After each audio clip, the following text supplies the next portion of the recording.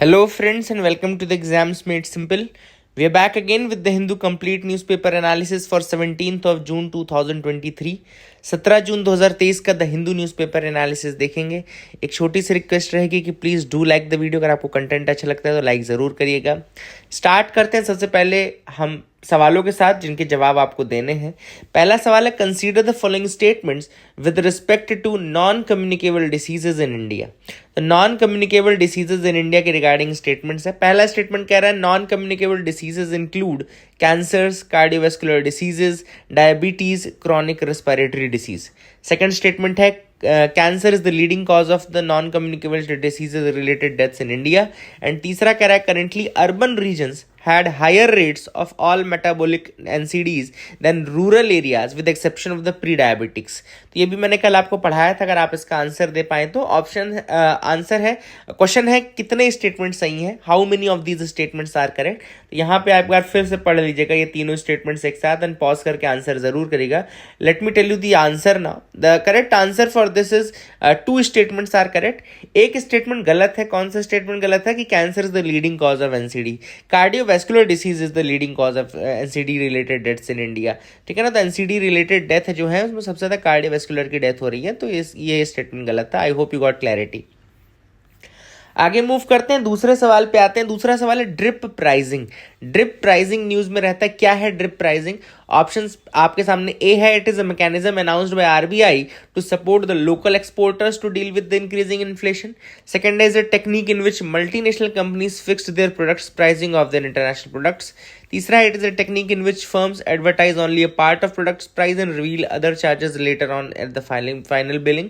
And D है pricing mechanism in which includes the cost of subsidies offered by the government to recover the subsidy cost. तो देखो क्या है इसका correct answer मैं आपको बताता हूँ. It's a technique actually in which the firms produce, जो फर्म्स हैं वो केवल एक part of the product pricing बताते हैं पहले एंड बाद में अदर चार्जेस इंक्लूड करके बताते हैं. ठीक है ना. जैसे आप इंटरनेट लगवाते होंगे तो आपके यहाँ बोलता होगा कि सर ये 499 का 499 का प्लान है, लेकिन वो 499 का प्लान नहीं होता. वो एक्चुअली में आपको पड़ता है 600 रुपये का, 580 रुपये का, 600 रुपये का, 700 रुपये का पड़ता है. सारे चार्जेस, ये टैक्सेशन हो गया, ये हो गया, ये वो हो गया ना. तो ये ड्रिप प्राइसिंग होती है. ये एक ऐसी टेक्निक होती है जिसमें फर्म्स एडवर्टाइज करते हैं केवल एक part of the product price and बाद में उसके रिवील करते हैं. ठीक है ना. तो that is a thing which is important. और Which of the following governs the naming of newly identified animal species? तो आपको तीसरा सवाल है कि इनमें से कौन सी बॉडी है जो कि गवर्न करती है naming of the newly identified animal species. तो ऑप्शंस आपके सामने हैं. International zoological society, respective national governments, international union for the conservation of nature या international commission for zoological nomenclature. तो इसका करेक्ट आंसर जो है वो ऑब्वियस है, बहुत ऑब्वियस दिख रहा है. D, international commission for zoological nomenclature. नाम ही नोमेनक्लेचर है ना. एंड जूलॉजिकल है तो इसका मतलब है कि ये मतलब आपका फौना रिलेटेड है. तो ये भी समझ में आ रहा था. तो आगे मूव करते हैं, कुछ हम न्यूज आइटम्स देखते हैं. स्पेस डेब्री के ऊपर एक आर्टिकल आया था कल, मैंने पढ़ा था स्पेस डेब्री के ऊपर. तो आपको बता दूं स्पेस डेब्री क्या है. It's a piece of machinery और debris that is left by the humans in the space. अगर स्पेस में आप कुछ इस तरीके का पीस या फिर मशीनरी या डेब्री छोड़ देते हो तो स्पेस डेब्री कहलाता है. It can be dead satellites या बिट्स ऑफ द डेब्रीज, है ना. ये कुछ भी हो सकता है जो कि रॉकेट से गिरा हो, कुछ ऐसी चीज भी हो सकती है. अब एक सिंड्रोम रिलेटेड है स्पेस डेब्री से, वो मैं आपको बता दूं. The syndrome is Kessler syndrome. अगर आपसे कहीं पूछता है कि केस्लर सिंड्रोम किससे रिलेटेड है, तो Kessler syndrome is related to that in which the density of objects in the low earth orbits is high enough that collision between the objects could cause a cascade. मतलब क्या होता है, कई बार domino effect type का होता है. Domino effect है ना कि एक चीज गिरती है तो बाकी सारे गिरना शुरू होता है. तो Kessler syndrome is just like a domino effect only, कि एक अगर सैटेलाइट भिड़ी दूसरे से तो सारे के सारे एकदम कोलैप्स हो जाएंगे, है ना. कैस्केडिंग इफेक्ट आएगा. ये है. Russia has the most space debris with over 7,000 rocket bodies floating in the space. Russia का सबसे ज्यादा स्पेस डेब्री है अभी तक, है ना.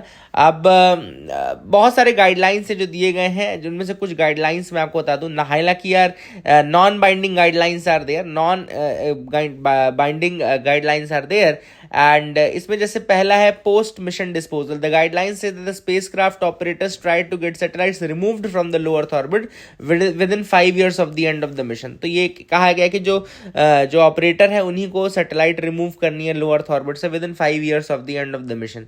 इन case the operators are not able to maintain control of the satellite and deorbit it, they must ensure that it does not turn into space debris. तो ये दूसरा उनको गाइडलाइन में दिया गया है, WEF गाइडलाइंस बोलते हैं, ठीक है ना। इसके अलावा ऐसा कोई भी मिशन जो कि 375 किलोमीटर से ऊपर जाना है उसमें एक एंटी कोलिजन अवॉइडेंस, मतलब एक कोलिजन अवॉइडेंस सिस्टम लगा होना चाहिए, कोलिजन अवॉइडेंस सिस्टम लगा होना चाहिए। तो all this things are there. हालांकि नॉन बाइंडिंग इसलिए कुछ इसमें हो नहीं पाता है ना। And every satellite owner operator should proactively coordinate with other operators and entities to create operational coordination agreements, है ना। अच्छा, कुछ अलग अलग बॉडीज हैं जिन्होंने अलग अलग स्पेस डेब्री मिशंस लिए हैं, उनके नाम आपको दिखा दूं। तो यूरोप का है क्लियर स्पेस 1 प्रोजेक्ट, इंडिया का नेत्र प्रोजेक्ट है, नेत्र प्रोजेक्ट, ठीक है ना। हालांकि नेत्र नाम का एक अर्ली वार्निंग सिस्टम भी हमारे इंडिया में, बट नेत्र प्रोजेक्ट जब आप देखेंगे तो उसमें स्पेस डेब्री को भी ये भी है वो। तो यूरोप का क्लियर स्पेस है, इंडिया का नेत्र प्रोजेक्ट है, जापान का एल्सा डी है, एल्सा डी, ईयू का है रिमूव डेब्री एंड यूएसए का है नासा ऑर्बिटल डेब्री प्रोग्राम, ठीक है ना। तो याद रखिएगा नासा ऑर्बिटल डेब्री प्रोग्राम। दूसरा जो टॉपिक है वो है जस्टिस क्लॉक के रिगार्डिंग। तो रिसेंटली जस्टिस क्लॉक इंस्टॉल की गई है across the court complexes of the high courts. High courts में जस्टिस क्लॉक अभी इंस्टॉल की गई है।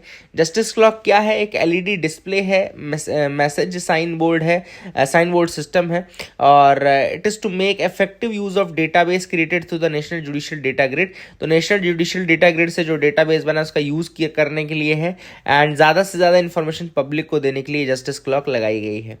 Ministry of law and justice का इनिशिएटिव है to bring awareness to the public about the justice sector, advertising the various schemes of the department and give status of the various fields to the public, ठीक है ना।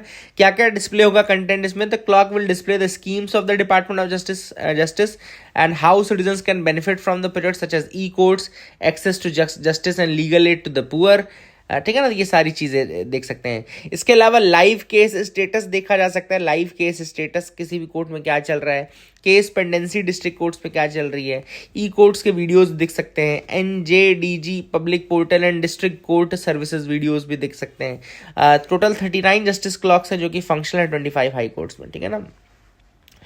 एक और mission के बारे में आया था कल, तो मैं बता दूं कैसिनी स्पेसक्राफ्ट के बारे में आया था। तो कैसिनी क्या है? It's a joint NASA and European space agency mission. NASA और यूरोपियन स्पेस एजेंसी का मिशन है। Cassini Huygens is a unmanned spacecraft sent to the planet Saturn in 2004। 2004 में सैटर्न भेजा गया था ये। It is the 4th space probe to visit Saturn. इसके अलावा पायनियर 11 हो गया, वोयेजर 1, वोयेजर 2, ये भी सैटर्न के लिए है।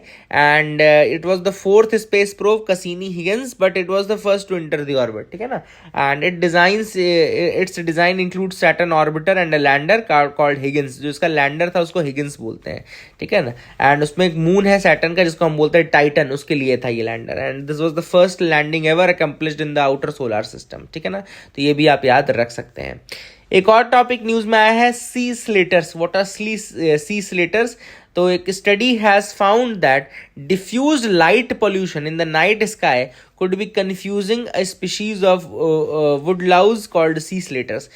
तो एक जैसे क्या होता है कई बार रात में, जैसे रात है, अब रात में जो लाइट पोल्यूशन है, यानी कि जो अधिकतर जो लाइट दिखती है उस कारण से कई स्पीशीज जैसे सी स्लेटर्स हो गए, इनको कंफ्यूजन क्रिएट होता है।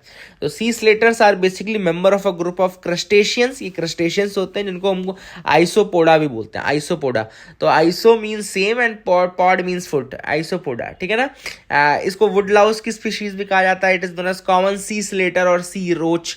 इसको सी रोच या सी स्लेटर भी कहा जाता है। साइंटिफिक नेम है Ligia oceanica. Ligia oceanica habitat semi terrestrial है, lives in Europe and Indo Pacific region, found on the rocky shore lines and areas where it inhabit the borders of the land and sea. मतलब वही वाला semi, जो मैंने आपको पहले बताया ना, semi terrestrial.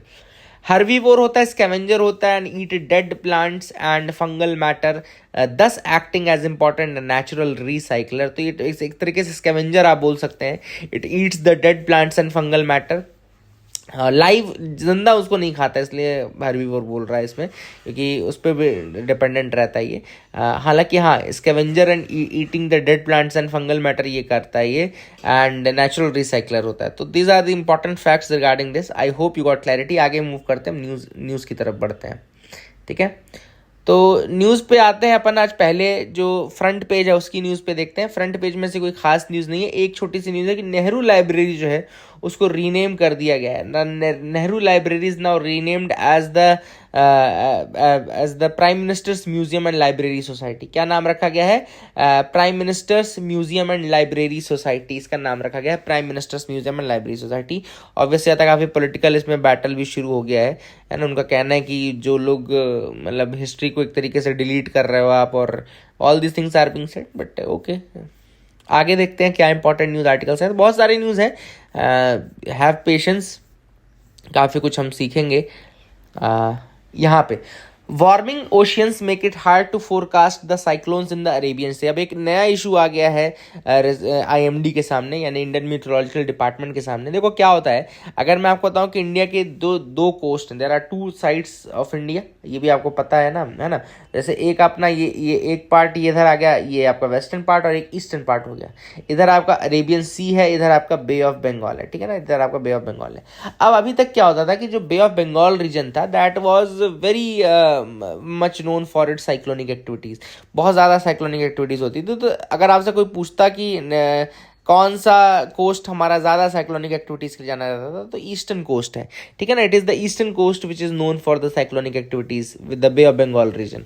Arabian sea region में इतना ज़्यादा साइक्लोन्स नहीं आते थे, ठीक है ना, क्योंकि वहाँ पे जो टेम्परेचर है रिलेटिवली कूलर है। The water temperature is relatively cooler in the Arabian sea than bay of Bengal region. और आप सबको पता है कि जो वार्म वाटर्स हैं, they are one of the necessity या pre conditions of the cyclone, ठीक है ना।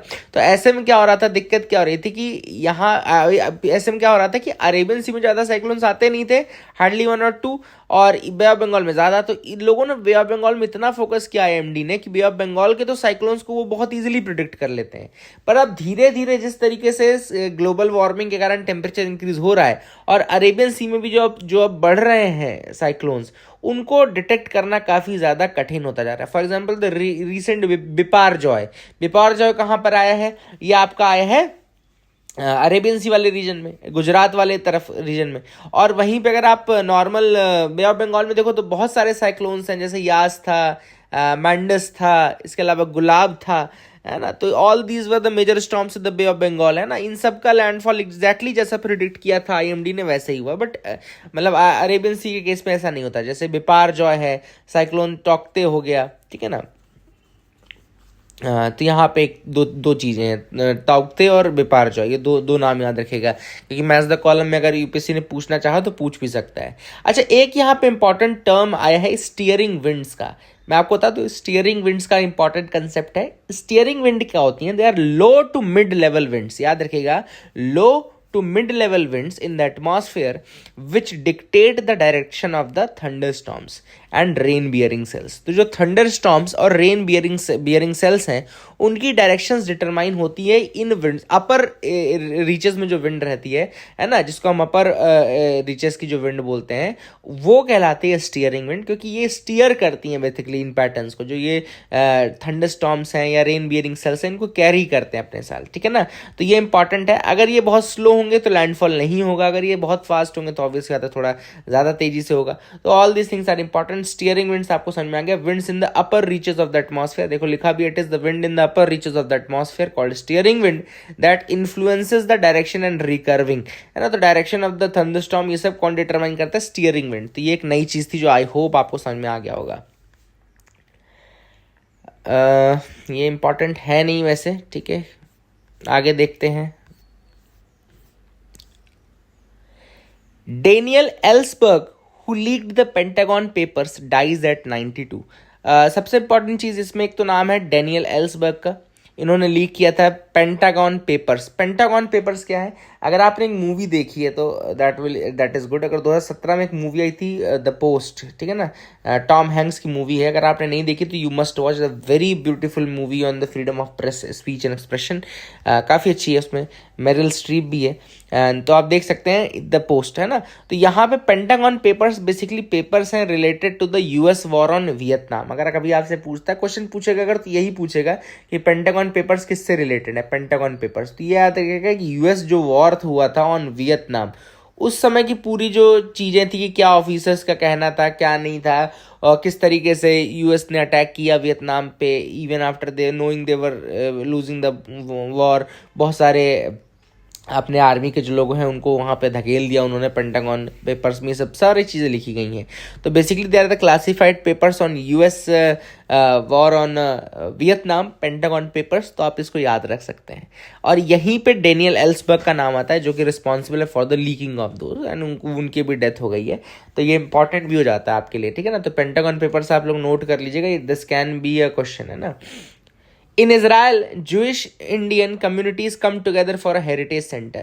तो इसराइल में एक हेरिटेज सेंटर बनाया है Jewish Indian communities ने। ये कहाँ बना है? द मोशाव रीजन कौन सा है? मोशाव एग्रीकल्चरल विलेज है। नेवातिम, नेवातिम भी जगह है। नेगेव डेजर्ट, ये तीनों आपका इसराइल की ही हैं। तो अगर आपसे कोई मोशाव लिख के पूछे या नेवातिम पूछे या नेगेव पूछे, ये तीनों आपका कहाँ पर है? इसराइल में है। वहीं पे एक Jewish Indian communities जो हैं वो आई हैं फॉर अ हेरिटेज सेंटर, ठीक है ना। तो ये आप याद रख सकते हैं। SEBI issues norms for online bond platforms. तो जो ऑनलाइन बॉन्ड प्लेटफॉर्म्स हैं उनके लिए सेबी ने कहा है कि आप क्या क्या प्रोडक्ट्स दे सकते हो। तो एक तो बॉन्ड्स तो आप दे ही सकते हो, ऑब्वियस सी बात है। इसके अलावा आप रेगुलेटर ने अलाउ किया है, देखो यहाँ पे लिखा है the regulator has allowed them to offer securities such as government securities, treasury bills, listed sovereign gold bonds, listed municipal debt securities and listed securities debt instruments on their online bond platforms as per the circular। तो ये सारी चीज़ें उन्होंने allow की है।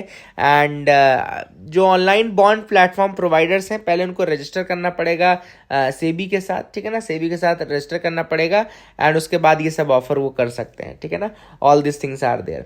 अच्छा, एक यहाँ पे ट्रेजरी बिल्स जो नाम आया था मैं आपको बता दूँ। तो ट्रेजरी बिल जो है एक मनी मार्केट का शॉर्ट टर्म इंस्ट्रूमेंट है। शॉर्ट टर्म इंस्ट्रूमेंट मतलब कि जिसकी मैच्योरिटी लेवल 1 ईयर से कम रहती है, ठीक है ना। तो वो मनी मार्केट में आता है। वैसे भी आपको पता है इस साल क्वेश्चन भी आया था मनी मार्केट, फाइनेंशियल मार्केट के ऊपर, कैपिटल मार्केट के ऊपर। तो मनी मार्केट में जिसकी मैच्योरिटी 1 ईयर से कम हो और शॉर्ट टर्म का हो, ठीक है ना। तो ये जो ट्रेजरी बिल्स है ये 1 साल से कम की मैच्योरिटी होती है। जैसे इनके 10 ईयर्स में आपको बता दूँ 91 डेज का होता है या 182 डेज का होता है या 364 डेज का, बस इतना होता है। 364 डेज तक जाते हैं, ठीक है ना। इसकी 10 ईयर 91, 182, 364, ठीक है। और they are issued in the form of a promissory notes. अच्छा, ट्रेजरी बिल में एक इंपॉर्टेंट चीज़ मैं आपको बताता हूँ, कुछ लोग को पता होगा। जैसे ट्रेजरी बिल है, इस तरीके से टी बिल है, उसमें लिखा रहेगा, उसका फेस वैल्यू लिखा रहेगा 100 रुपये। मान लो लिखा है 100 रुपये, तो उसमें कोई इंटरेस्ट नहीं मिलता। There is no interest in treasury bill. तो अब आप सोचेंगे कि सर इसमें फिर प्रॉफिट कैसे होगा। तो मान लो ये बैंक है और ये गवर्नमेंट है। गवर्नमेंट इसको 100 रुपये का ट्रेजरी बिल दे रही है, तो बैंक से इसके बदले में इसको केवल 80 रुपये ही देगा या 90 रुपये ही देगा, मतलब डिस्काउंटेड प्राइस पे देगा। तो जब खरीदता है ना बैंक ट्रेजरी बिल, तो डिस्काउंट प्राइस पे खरीदता है, और जब बाद में इसको ट्रेजरी बिल देगा तो पूरे के पूरे 100 रुपये लेगा। तो बीच का जो ये डिस्काउंट हो गया ना शुरुआत में, तो ये इसका प्रॉफिट होता है, इसमें कोई इंटरेस्ट नहीं मिलता। तो अगर आपसे कोई बोले यूपीएससी दे कि ट्रेजरी बिल में इंटरेस्ट रेट 5% होता है, 10% होता है, ऐसा कोई इंटरेस्ट रेट होता है। जीरो कूपन बॉन्ड कहलाते हैं। जीरो कूपन बॉन्ड मतलब कि डिस्काउंटेड प्राइस पे फिर ये मिलता है, ठीक है ना। तो आई होप आपको समझ में आ गया होगा ये कंसेप्ट। तो this is how it works. So that is it for the day, friends. I hope you liked our video. Please do like and subscribe. Keep loving us, keep sharing us. Thank you and have a nice day.